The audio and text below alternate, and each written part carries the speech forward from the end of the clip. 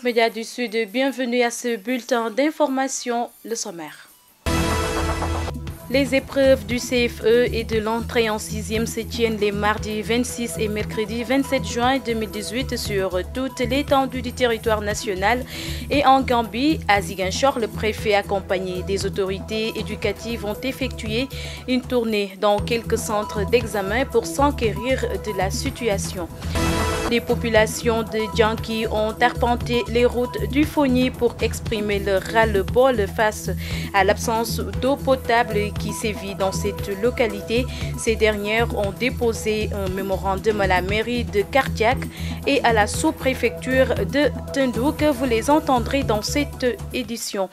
Et puis, la commune d'Oulampan a bénéficié d'un financement en infrastructure d'élevage à hauteur de 131 millions de francs CFA par la coopération espagnole. La cérémonie s'est déroulée en présence du ministre de l'Élevage et des Productions animales, Aminata Mbengue Ndiaye, et de l'ambassadeur de l'Espagne au Sénégal, le développement.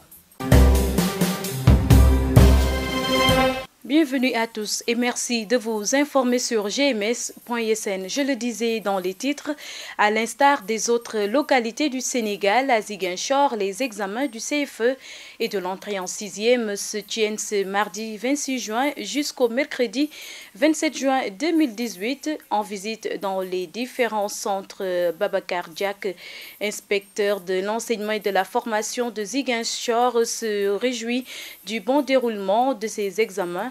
Nous l'écoutons au micro de Mohamedou Salif Ndiaye et Paul Manga.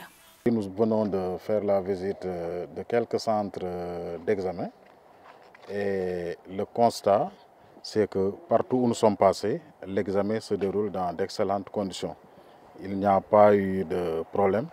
Les surveillants ont répondu massivement, ils sont presque partout présents. Et peut-être on a tout simplement noté quelques absences d'élèves. Et généralement, ce sont des candidats libres et c'est des élèves qui sont dans les CM et dont certains composent actuellement.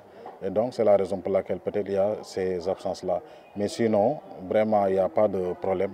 L'examen se déroule correctement. Inch'Allah, nous souhaitons que le cap soit maintenu, que tout se passe normalement et qu'en principe, il ne devrait pas y avoir de problème parce que toutes les dispositions avaient été prises auparavant et qu'aujourd'hui, nous le constatons, tout se passe bien. Oui, bon, chaque année, nous mettons l'accent sur la constitution des jurys parce que c'est important. Et nous sensibilisons les surveillants, mais aussi nous prenons des mesures quand cela s'impose. Raison pour laquelle aujourd'hui vous avez vu que partout où nous sommes passés, il y a suffisamment de surveillants, tout le monde est présent. Vous savez, cette année, heureusement, nous n'avons pas connu ce problème d'élèves sans pièces d'état civil pratiquement. Parce que comme je l'ai dit dans d'autres radios, cette année, grâce vraiment au soutien des autorités administratives, du président du tribunal d'instance, etc., pratiquement beaucoup d'audiences foraines ont été organisées. Cause pour laquelle, cette année, nous n'avons pas été confrontés à un problème d'élèves sans pièces d'état civil. Pratiquement tous nos élèves de CM2 sont aujourd'hui dans les centres en train de composer sans avoir de problème de pièces d'état civil. Et puis le préfet de Ziguinchor a également pris part à la visite des centres d'examen du CFE et de l'entrée en 6e. Il se dit satisfait de l'organisation et surtout du fait que cette année, aucun candidat n'est confronté à un problème de pièces d'état civil. Ibrefal, que nous écoutons au micro de Mohamedou Salif Ndiaye toujours. Donc je confirme les mêmes analyses faites par l'inspecteur de l'éducation et de la formation. Nous avons constaté avec lui et avec vous-même que tout se déroule bien pour le moment. Donc nous touchons du bois. Je relève pour m'en réjouir le fait que cette année, tous les candidats sont titulaires d'une pièce d'état civil. Ça, c'est une prouesse importante qu'il convient de relever.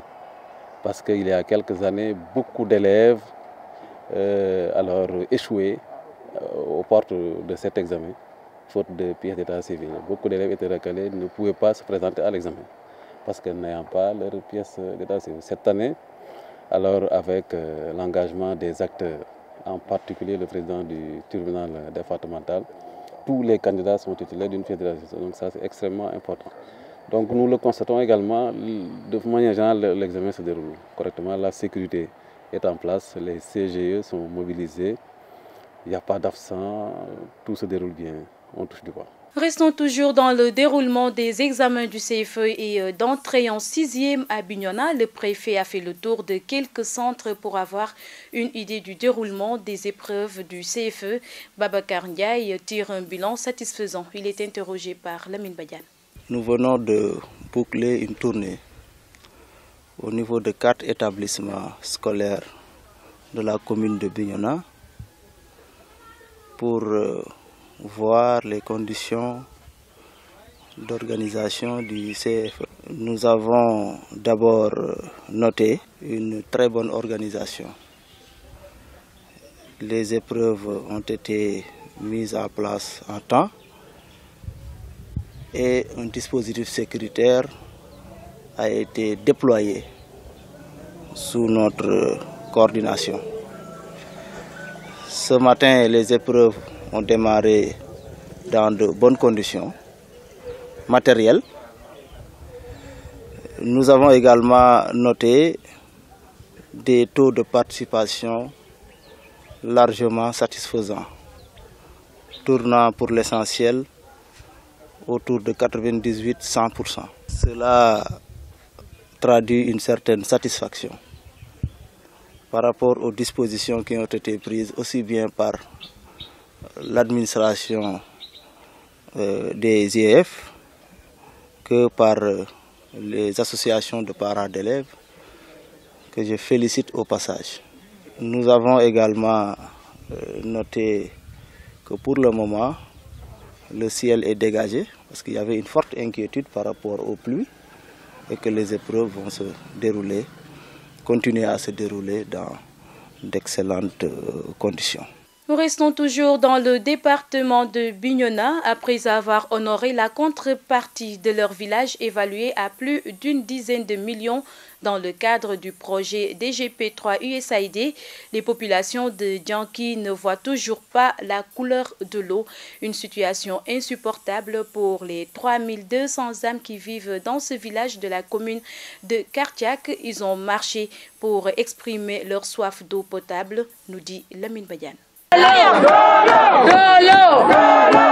Les habitants du village de Dianki étaient dans la rue pour crier leur ras-le-bol. En effet, ils sont fatigués d'attendre que l'eau potable coule dans leur localité et ce, après avoir mis plusieurs millions dans le cadre du projet DGP3 USAID. La population dans le désarroi a choisi l'opportunité du projet DGP3 USAID relatif à la fourniture d'eau potable aux populations et à l'amélioration de l'assainissement dans la commune de Kartiak. Si vous faites le cumul, vous vous retrouvez avec 13 320 000 francs CFA que la population de Dianki a injecté dans ce projet. Mais le problème, après la réalisation des installations en 2015, aucune goutte d'eau ne coule dans les robinets de Dianki. Après 30 minutes de marche, escale à Kartiak, chef-lieu de commune où ils ont remis une copie de leur mémorandum au maire qui s'est rangé du côté des populations de Dianki pour montrer son indignation. C'est inacceptable, l'eau doit couler à Dianki. Tout ce que nous a été demandé a été fait et nous attendons que l'eau coule à Dianki. Je voudrais vous dire, pour les actions futures, en tout cas ma disponibilité à vous accompagner, à être présent avec vous, pour que toutes les actions soient menées jusqu'à ce que l'eau coule à Dianki. Après Kartiak, cap sur Tendouk, ici, les populations de Dianki ont exprimé leurs attentes devant le représentant de l'État.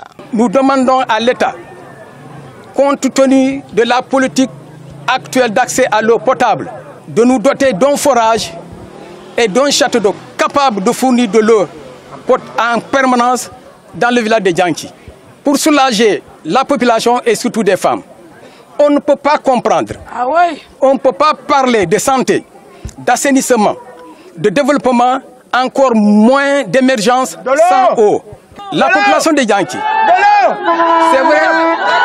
c'est vrai pour son développement socio-économique, a des priorités. Mais parmi ces priorités, il y a 3 surpriorités. La première priorité, c'est l'eau. La deuxième surpriorité, c'est l'eau. La troisième sur-priorité, c'est l'eau. Après avoir reçu le mémorandum, l'autorité a promis d'accomplir son devoir. Ce mémorandum sera lu, analysé et transmis à qui de droit. À l'issue de cette marche pacifique, les populations de Djanki espèrent maintenant avoir des réponses claires à leurs questions, notamment de la part de la Caritas citée comme maître d'œuvre du projet. Indexé dans cette affaire, le chargé des projets et des programmes de la Caritas de Ziguinchor a apporté des éclairages par rapport au retard fonctionnel du château d'eau de Djanki réceptionné en 2016. Selon Ludovic Seydou Diédiou, le retard est dû à une panne technique qui n'est pas encore identifiée. Nous l'écoutons au micro de GMS. Ce qui explique ce retard, je tenais déjà à dire que Caritas a toujours œuvré pour la cause des populations, pour régler les besoins des populations. Alors, depuis lors jusqu'à présent, nous y sommes.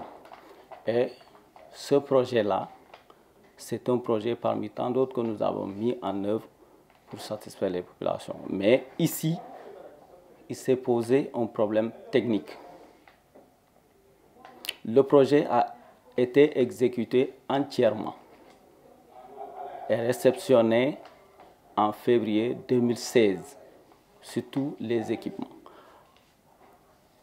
Ces équipements ont fonctionné pendant un certain temps. Par la suite, il y a eu cette panne est intervenue. Alors, quand cette panne est intervenue, nous, depuis lors jusqu'à présent, nous effectuons des sorties sur le terrain avec les services de l'État, l'hydraulique, pour essayer d'identifier cette panne.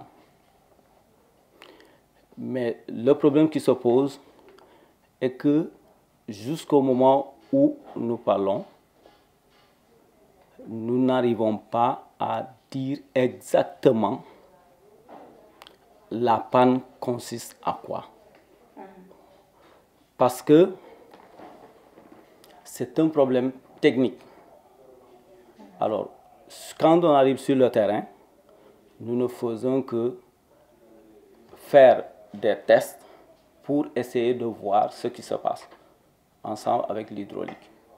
Alors, on a supposé que ce sont des pompes qui ne sont plus en mesure d'apporter l'eau au niveau du château d'eau. Restons toujours dans la capitale du Fogny où le ministre de l'Élevage et des Productions Animales, Aminata Mbengue Ndiaye, a remis des bergeries et des poulaillers pour contribuer à la résilience des populations et au renforcement de la sécurité alimentaire dans la zone d'Oulampane. Ce projet est financé par la coopération espagnole à hauteur de 200 000 €, soit 131 millions de nos francs. En collaboration avec la coopération espagnole, le ministre de l'Élevage a procédé dans la commune d'Oulampane à la remise de bergeries aux bénéficiaires du projet de contribution à la résilience des populations afin de renforcer la sécurité alimentaire, la promotion de l'emploi rural à travers l'amélioration de l'élevage des petits ruminants et de la volaille. On a choisi le ministère de l'Élevage et la coopération espagnole, ces bénéficiaires parmi les plus vulnérables. Ce n'est pas par hasard que plus de 40% de ces bénéficiaires sont des femmes. Nous sommes donc contents de voir démarrer cette phase du projet. On a travaillé ensemble pendant beaucoup de mois. Ce projet a commencé déjà l'année 2015. Contribuer à l'augmentation du capital productif de la population avec comme finalité améliorer la sécurité alimentaire et nutritionnelle des populations de la Casamance ainsi que la création de revenus par la mise en place d'exploitations améliorées d'élevage d'espaces à cycle court. Tel est l'objectif général de ce projet. Contribuer à l'augmentation du capital productif de la population avec comme finalité l'amélioration de la sécurité alimentaire et nutritionnelle des populations de la région de Casamance, ainsi que la création de revenus par la mise en place d'exploitations améliorées d'élevage d'espèces à cycle court. L'originalité de ce projet, financé à 131 millions de francs CFA par la coopération espagnole, réside dans son approche holistique qui intègre à la fois la résilience des communautés face au changement climatique, entre autres. la résilience des communautés face au changement climatique, la sécurité alimentaire et nutritionnelle, la lutte contre la pauvreté, le renforcement de capacités pour les acteurs et la promotion de l'emploi des jeunes et des femmes, franges vulnérables de la population. C'est un projet de sécurité alimentaire. Qu'est-ce qu'on veut dire avec sécurité alimentaire? Bon, c'est justement faire face aux besoins de chaque être humain, de manger tous les jours et de bien manger. C'est la nourriture dont tous les êtres humains on a besoin. Et tous sommes égaux à cet égard. Après Oulampane, les différentes communes des 3 régions de la Casamance vont bénéficier de ce même projet avec l'appui de la coopération espagnole. Cap sur Enampor à présent, une forte délégation conduite par Aminata Angélique Manga s'est rendue dans le royaume d'Enampor pour rendre hommage aux populations suite à la victoire de Benno Bokk Yakaar dans cette localité lors des élections législatives dernières. Le ministre de l'économie solidaire et de la microfinance s'est engagé à porter le plaidoyer en vue du bitumage de la route et de l'électrification de la zone. Ces propos sont recueillis par Mohamedou Salif Ndiaye. Nous sommes venus aujourd'hui pour dire merci aux populations, pour leur dire que nous sommes là pour elles, derrière elles. C'est un engagement qui n'a pas du tout failli et que nous allons continuer au nom du gouvernement, au nom du chef de l'État, à travailler davantage pour satisfaire leurs besoins, à travailler davantage pour être là pour elles, parce qu'elles le méritent. Elles font partie du Sénégal, elles ne sont pas oubliées. Et aujourd'hui, cette articulation, ce prolongement des engagements du président de la République a été matérialisé. Donc il fallait tout simplement venir pour récompenser les populations et leur dire merci. J'ai porté ce plaidoyer depuis belle lurette et c'est la raison pour laquelle il y a eu déjà beaucoup de réalisations qui ont été faites. Le président a donné une ambulance médicalisée toute neuve pour le royaume du Mofobé. Il y a le barrage de Komoubel, il y a les bourses de sécurité familiale, il y a le PUDC, il y a beaucoup de programmes qui sont vraiment en train d'être déroulés ici dans le Mofobé. Et aujourd'hui, la principale doléance des populations, effectivement, c'est l'électricité. Je m'engage encore une fois à porter ce plaidoyer. Au-delà de l'électricité, il y a naturellement la route du Mofobé qui est un véritable casse-tête pour les populations. Et aujourd'hui, c'est en très bonne voie parce qu'avec le président du conseil de surveillance de l'AGEROUTE, avec l'appui naturellement du ministre des Infrastructures et nous en avons parlé avec le chef de l'État déjà, je crois que c'est en très bonne voie et très bientôt, vraiment, cette route sera goudronnée parce qu'il y a d'énormes potentialités qui méritent d'être exploitées ici dans la zone. L'actualité internationale présentée en bref et en images marquée par le sujet de la migration qui touche l'Europe actuellement. Au Ghana, le gouvernement a fait sa petite révolution. Jusqu'à nouvel ordre, tous les ministres, de même que les hauts responsables publics, sont interdits de voyage à l'étranger. L'injonction venue du chef de l'État, Nana Akufo-Addo, ne concerne pas cependant la ministre des Affaires étrangères. Pour l'heure, aucune mention n'est faite sur les raisons officielles qui ont poussé le chef de l'État à adopter une telle mesure. Dans un entretien avec un média local, le ministre de l'Information a toutefois évoqué la nécessité de contrôler de plus près les déplacements à l'étranger de ses membres de l'administration. Coïncidence de calendrier ou non, la nouvelle mesure intervient après le limogeage pour corruption de 4 hauts fonctionnaires. La lutte contre la corruption est l'un des gages qui a propulsé Nana Akufo-Addo à la tête de l'exécutif ghanéen.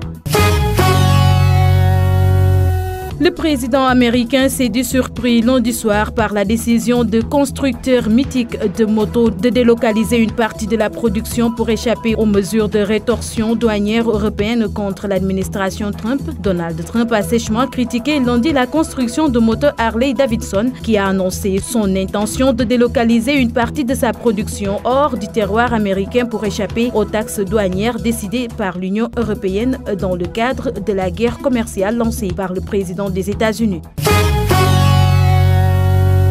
En Sicile, l'Alexander Mars, avec ses 108 migrants à bord, ont finalement été autorisés à accoster la nuit dernière en Sicile. Le maire du port de Posaio a fini par recevoir l'autorisation du ministère italien de l'Intérieur. Si Matteo Salvini a fermé ses portes aux bateaux de secours de migrants, la situation des navires marchands ou autres est moins claire. La centaine de migrants avaient été secourus en mer au large de la Libye vendredi dernier. Par contre, le bateau de l'ONG Lifeline reste bloqué en mer en attente depuis jeudi dernier d'une solution pour les 234 migrants qu'il a recueillis. Matteo Salvini est parti en guerre contre les ONG qui aident les migrants, mais aussi contre la France qui l'accuse.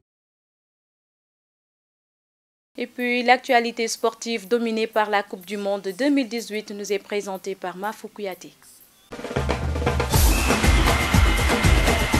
Merci et bienvenue dans cette page sport que nous démarrons avec les rencontres du jeudi. L'équipe de la Pologne va tenter de sauver la face dans cette Coupe du Monde en gagnant son dernier match prévu jeudi contre le Japon, a déclaré son capitaine vedette Robert Lewandowski au cours d'une conférence de presse lundi à Moscou. Nous avons un match pour sauver la face dans quelques jours et nous voulons montrer que nous sommes la même équipe que lors des qualifications, a dit le capitaine de la Pologne après ses deux défaites contre le Sénégal 2-1 et la Colombie 3-0. Meilleur buteur des qualifications en Europe avec 12 réalisations, l'attaquant du Bayern Munich, Allemagne, est resté mieux sur les intentions qui lui ont prêté de vouloir changer de club. Le Sénégal et le Japon, leaders du groupe H, ont besoin de nul lors de leur dernier match de poule pour se qualifier pour les huitièmes de finale de la Coupe du Monde 2018.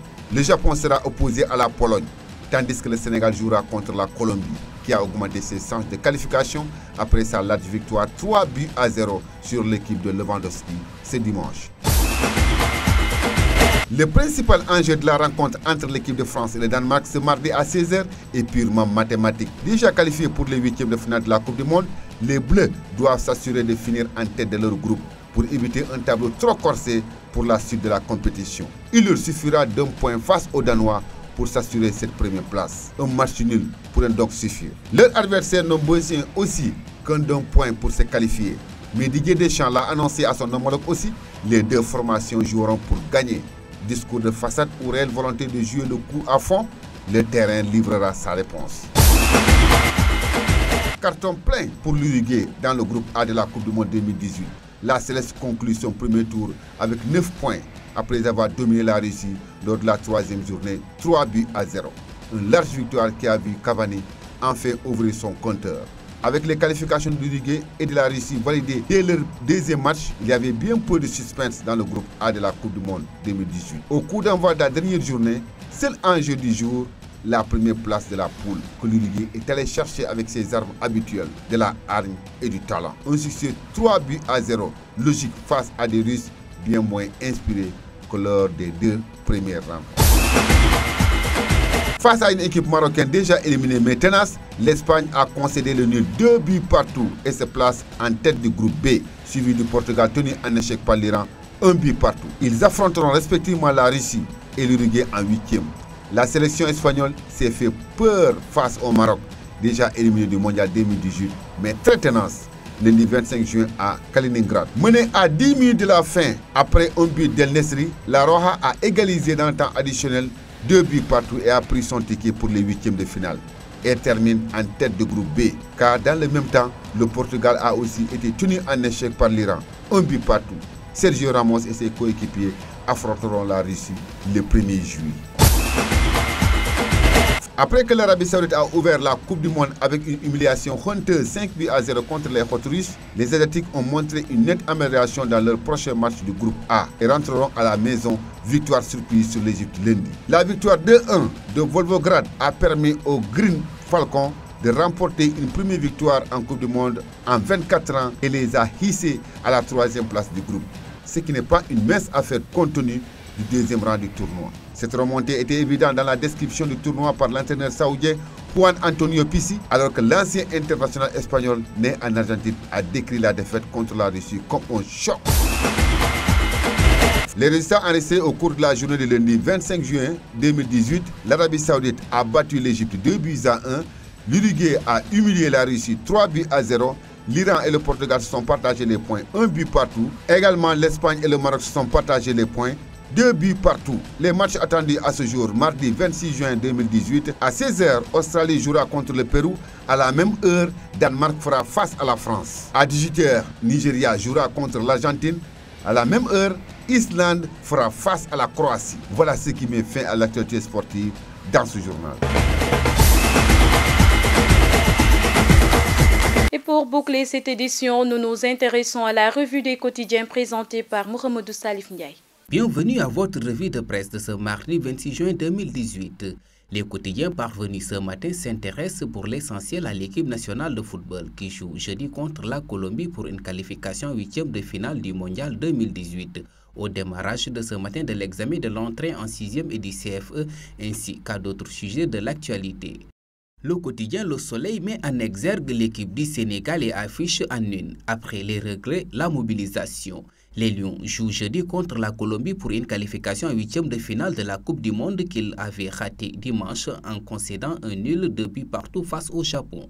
Les Lions jouent aux calculettes pour cette qualification au deuxième tour, souligne le journal LAS qui présente les scénarios possibles pour la qualification des Lions en 8e de finale. Stade quotidien titre du talent et des armes pour battre la Colombie. Le journal se pose aussi la question de savoir où est Keita Baldé. L'observateur s'intéresse au pari foot des fans des Lions. Ce sont des mordus de foot amoureux de l'équipe nationale du Sénégal qui iront draguer jusqu'au coin le plus reculé du monde. Cela leur coûtera une fortune, peu importe. L'essentiel pour ces supporters venus du monde entier soutenir les Lions en Russie, c'est de faire partie de l'aventure, explique le journal. Vox Populi ouvre sur le démarrage ce matin de l'examen de l'entrée en 6e en indiquant qu'il y a 265 831 candidats, 1718 centres, 10 653 salles de classe pour le certificat de fin d'études élémentaires CFE. La publication annonce également la mobilisation de 21 266 surveillants et 8 590 secrétaires à travers le Sénégal et en Gambie. Mais Sud Quotidien fait état de 1000 inquiétudes au sujet de cet examen, entre augmentation contestée de frais liés à l'organisation de cette évaluation nationale, inquiétudes liées à l'hivernage et autres quantum horaires fortement impactés par la grève des enseignants. La session 2018 du CFE et de l'entrée en 6e démarre aujourd'hui, écrit le journal. Et en dépit d'une batterie de mesures pour parer à toute défaillance, le déroulement de l'examen ne semble pas totalement parti être un long fleuve tranquille, remarque-t-il encore. Le quotidien déplore l'occupation anarchique et l'accaparement des terres dans les Niayes, une zone hautement stratégique dont le développement de l'activité maraîchère et horticole du Sénégal. Cette pression foncière inquiète la Fédération nationale pour l'agriculture biologique qui a organisé lundi à Mboro un atelier pour échanger sur le sujet et les impacts sur leurs activités agricoles. Enquête signale que le groupe African Petroleum est en guerre contre le Sénégal au sujet de l'attribution de 2 blocs offshore à Total. Jens Pace, le DG de African Petroleum, vient de traîner l'État du Sénégal devant le Centre international pour le règlement des différends relatifs à l'investissement. D'après les termes du contrat, les deux parties avaient 3 mois pour arrondir les angles, mais n'y sont pas parvenus, écrit le journal. La cloche s'intéresse à la polémique concernant l'indemnisation des soldats de l'opération Tempête du désert en titre nuage sur l'argent des Djambars. Pour l'indemnisation des victimes sénégalaises de la guerre du Golfe, les familles courent toujours. L'ONG Jamra a remis le dossier sur le fil de l'actualité en indexant les autorités accusées de ne pas dire la vérité sur l'argent qui a été versé pour les parents de ces 93 Djambars morts dans un accident d'avion en Arabie Saoudite, écrit la cloche. Dans ce journal, l'ancien chef d'état-major général des armées Mamadou Mansour Seck déclare « Ce n'est pas l'armée qui reçoit directement l'argent, c'est le gouvernement et on applique les règles suivant le type d'opération. » C'est tout pour les parutions du jour. À vos journaux et bonne lecture. C'est tout pour ce bulletin d'information. Merci de l'avoir suivi. Excellente suite des programmes sur gms.sn et sur la 89.3 FM également. Au revoir.